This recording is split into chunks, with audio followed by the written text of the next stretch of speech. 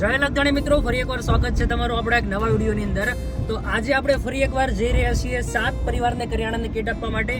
પાછળ તમે જોઈ શકતા હશો 7 પરિવારને થઈ રહી એટલું કરિયાણું છે, ટોટલી વસ્તુ છે એમાં. અને આપણી સાથે છે ભીમજીભાઈ, પ્રદીપભાઈ કોવાળા, શિવમ અને વિક્રમભાઈ બારીયા, નોંધારાનો આધાર ચેરિટેબલ ટ્રસ્ટ. અને આજે આપણે અલગધણી આશ્રમ રામા મંડળ, નોંધારાનો આધાર ચેરિટેબલ ટ્રસ્ટ અને ગરીબ નિરાધાર જરૂરિયાતમંદ લોકોના લાભાર્થી જે ગ્રુપ આલે છે એમના થકી 7 પરિવારને કરિયાણાની કીટ આપવાની છે. વિડીયોમાં છેલ્લે સુધી બન્યા રહેજો, કારણ કે વિડીયોમાં ઘણી બધી મજા આવશે. જો વિડીયો પસંદ આવે તો લાઈક કરજો, નવા હોય તો સબસ્ક્રાઇબ કરજો, અને તમને બહુ વધુ પસંદ આવી જાય તો તમારા તમામ ગ્રુપમાં શેર કરજો. તો આપણે અત્યારે વિક્રમભાઈ બારીયા છે એમને પૂછી લઈએ કે આપણે આજે કયા કયા ગામની અંદર કરિયાણાની કીટ આપવાની છે. તો વિક્રમભાઈ, તો પહેલા તો અમારા દર્શક મિત્રોને જય ભોળાનાથ કહી દો. આજે મહાશિવરાત્રી છે. મહાશિવરાત્રીના સૌને જય ભોળાનાથ અને સૌને મારા જય દ્વારકાધીશ. અને આપણે અત્યારે તળાજાથી નીકળ્યા છે. તો તળાજાથી પહેલી કીટ દેવાની છે ભદ્રાવળ ગામે, બીજી દેવાની છે માંડવાળી, ત્રીજી દેવાની છે વરલ, ચોથી દેવાની છે વળિયા, અને પછી જવાનું છે નેસડા. નેસડામાં 2 કીટ દેવાની છે, અને પછી આવવાનું છે આપણા કઠવા ગામે. તો વિડીયોમાં તમે કન્ટિન્યુ બના રહેજો અને જોતા રહેજો અમારી સેવાના વિડીયો. બસ, તો આજની અંદર આપણે લગભગ 5 થી 6 ગામડાની મુલાકાત કરવાની છે અને 7 પરિવારને આપણે કરિયાણાની કીટ આપવાની છે. તો મારા ભીમજીભાઈ અત્યારે કીટ લઈને આવે છે, અરે પ્રદીપભાઈ કોવાળા છે, અને અમે ત્રણ મિત્રો આજે કપડાં મેચિંગ કર્યા છે.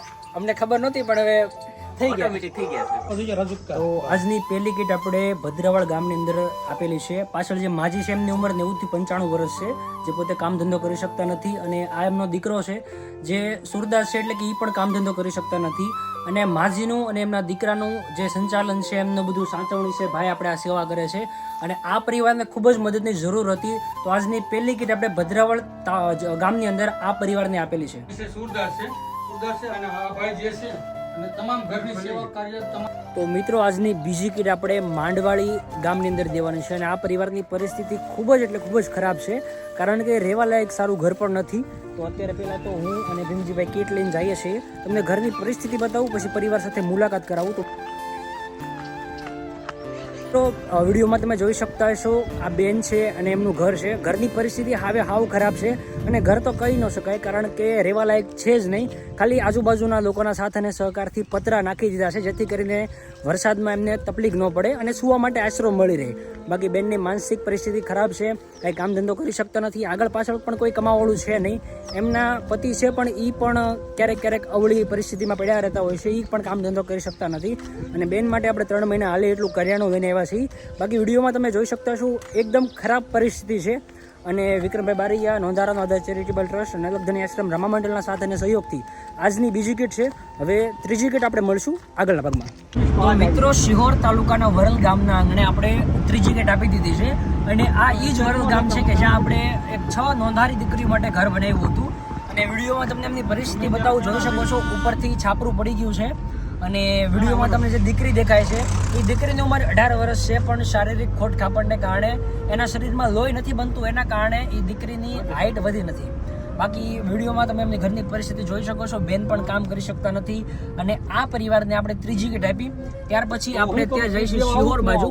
હજી આપણી પાસે 4 પરિવારને થઈ રહી એટલી કીટ પડી છે. અને વિડીયો પસંદ આવે તો લાઈક કરજો, નવા હોય તો સબસ્ક્રાઇબ કરજો.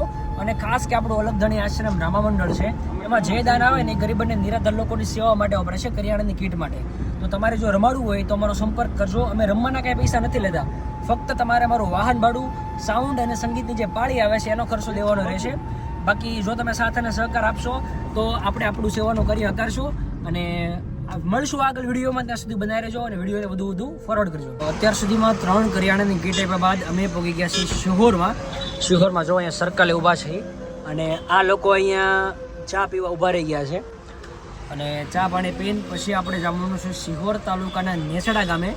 રાજેશ અને કેવા રૂડા આશીર્વાદ આપતો. પરિવારને કરિયાણાની કીટ આપ્યા બાદ અત્યારે જો ભૂખ લાગી ગઈ છે, જમવાનો ટાઈમ છે પણ જમવાનું નથી, એટલા માટે બધા મિત્રો અહીંયા રસ પીવા ઉભા રહી ગયા છે. અને શિહોર ભાવનગર હાઈવે ઉપર આ ભાઈનો સિસોડો છે, ક્યારેક વટો તો પીવા આવજો. બહુ મજા આવી ગઈ છે ખાટો મીઠો રસ પીવાની. મિત્રો, રસ પીવાની બહુ મજા આવી ગઈ. અને રસવાળા જે સિસોડાવાળા ભાઈ હતા એ આપણા ઓળખીતા નીકળી ગયા.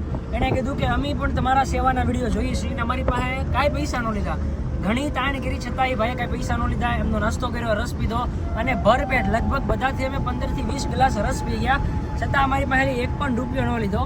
અને અત્યારે આપણે 4 પરિવારને કરિયાણું આપી દીધું અને પાછળ અત્યારે 3 પરિવારને થાય એટલી કીટ છે. પણ આપણે જે પ્રદીપભાઈ ઇકોવાળા છે એમને મેડિકલનું ઇમરજન્સી એક કામ આવી ગયું અને એટલા માટે એમને જવું પડશે.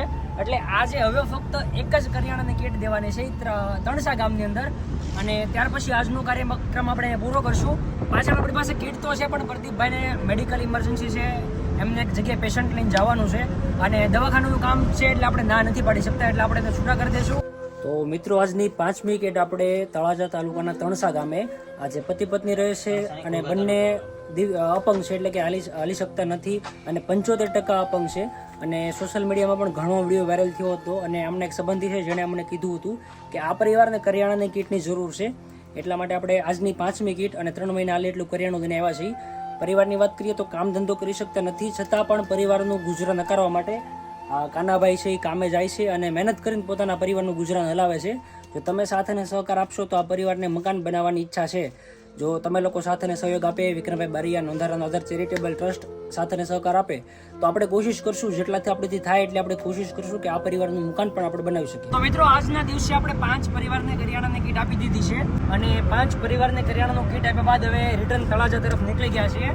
અને હજી અમારી પાસે કરિયાણાની કીટ પડી છે 2, પણ અમારે હવે કોઈને આપવાની નથી કારણ કે પ્રદીપભાઈને મોડું થાય છે અને સામેવાળા ભાઈને ઇમરજન્સીમાં દવાખાને પગવું પડે એમ છે. એટલા માટે વિડીયો પસંદ આવે તો લાઈક કરજો, નવા હોય તો ફોલો કરજો, સબસ્ક્રાઈબ કરજો અને તમારા તમામ ગ્રુપમાં વિડીયોને શેર કરી દેજો. બાકી હજી પણ આપણે ઘણા બધા પરિવારને કરિયાણાની કીટ આપવાની બાકી છે, એના વિડીયો પણ તમને આપણી ચેનલમાં જોવા મળશે. બાકી પ્રદીપભાઈ આપણી યારે સેવામાં આવ્યા એનો ખૂબ ખૂબ આભાર. વિક્રમભાઈ બારિયા તમારો ખૂબ ખૂબ આભાર. ભીમજીભાઈ તમારો ખૂબ ખૂબ આભાર. અને અલગધણી આશ્રમ રામા મંડળ તમારો ખૂબ ખૂબ આભાર. જેટલા લોકો વિડીયો જોવે છે ફૂલ્લી તો ફૂલ્લી ભાખરી દાન કરીએ ત્યાં કીટમાં એનો ખૂબ ખૂબ આભાર. બાકી અલગધણી આશ્રમ રામા મંડળ નોંધારાનો આધાર ચેરિટેબલ ટ્રસ્ટ અને ગરીબ નિરાધાર જરૂરિયાતમંદ લોકોના વોટ્સઅપ ગ્રુપ દ્વારા 5 પરિવારને આજે કરિયાણાની કીટ આપવામાં આવી હતી અને હજી આપણે ઘણા બધાને કીટ આપવાની બાકી છે. તો ચેનલને સબસ્ક્રાઈબ કરજો અને પેજને ફોલો કરી લેજો. બાકી વિડીયોને વધુમાં વધુ શેર કરવા વિનંતી. બાકી મળીશું આવતા વિડીયોમાં, ત્યાં સુધી